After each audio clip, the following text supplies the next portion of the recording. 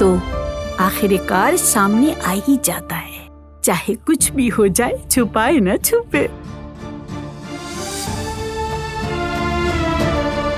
काम नहीं करोगे तुम, आराम करोगे मुकम्मल।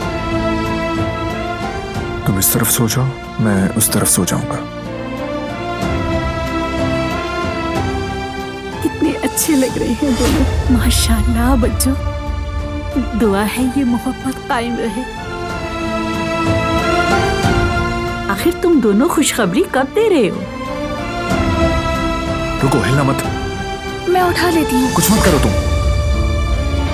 वो कहानियाँ अधूरी जो न हो सके कि पूरी, उन्हें मैं भी क्यों सुनाऊं, उन्हें तुम भी क्यों